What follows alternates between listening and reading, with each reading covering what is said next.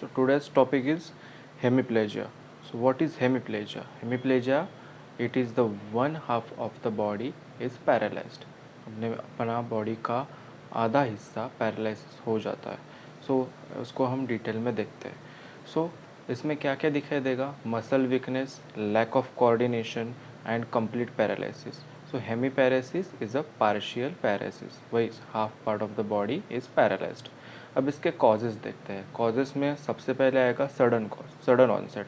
Sudden onset में first one is the vascular cause, then meningitis, encephalitis, multiple sclerosis, trauma, uraemia और hysterical आएगा. And B is slow onset. Slow onset में क्या क्या आएगा?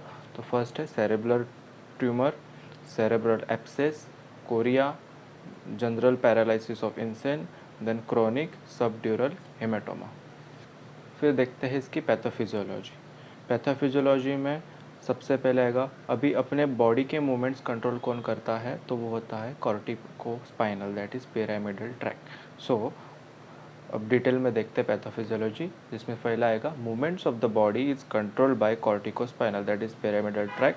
So from motor areas of the brain through internal capsule and in the brain stem and decussets in the lower medulla and travel down the spinal cord. Some pathway called that is anterior corticospinal tract does not cross. So the injury above the medulla cause contralateral hemiparesis and after that cause ipsilateral hemiparesis. ये हुई उसकी pathophysiology. अब देखते हैं types. Types क्या आएगा? तो first ही फेशियल. फेशियल में facial palsy, cerebral palsy, spastic that is severe deformities, and spinal, Brown Sequard syndrome that is one side injury of the spinal cord. फिर देखते हैं इसके क्लिनिकल फीचर्स.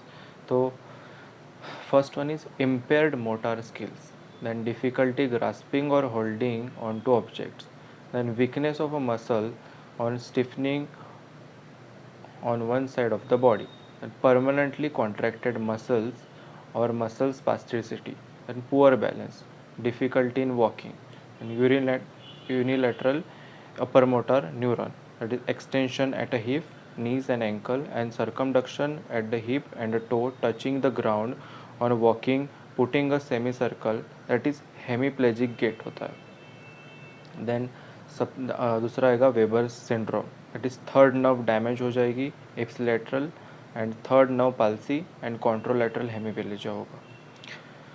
अब देखते हैं इसके इन्वेस्टिगेशन में सबसे पहले आएगी हिस्ट्री.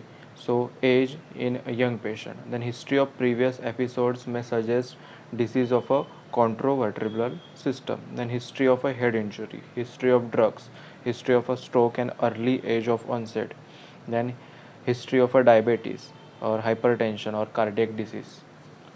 फिर सीटी में क्या दिखेगा? इन्फेक्शन एंड हेमोरेज, फिर स्ट्रोक, या फिर ये तभी दिखाई देगा जब सीटी स्कैन 24 आवर्स के अंदर किया जाएगा हेमीप्लेजिया के पेशेंट में. दूसरा आएगा एमआरआई. एमआरआई में क्या होगा? Sensitive to small areas of ischaemia, then CT and can detect braces of a old haemorrhage indefinitely. Then carotid ultrasound.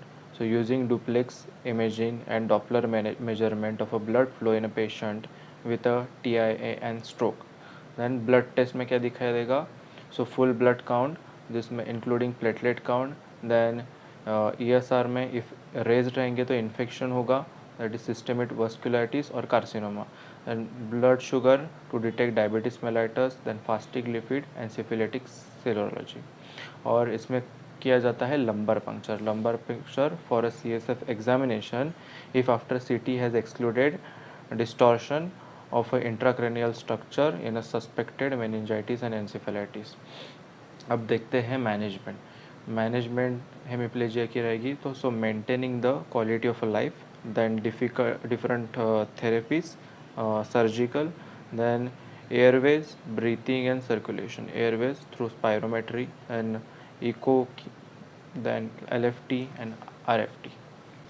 Then frequent change of a position to avoid bed sores, then nutrition, nasogastric tube, catheter or urine, stool, disposable diapers, and physiotherapy to prevent contracture.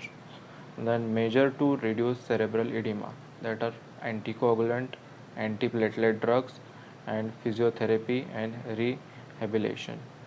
Thank you.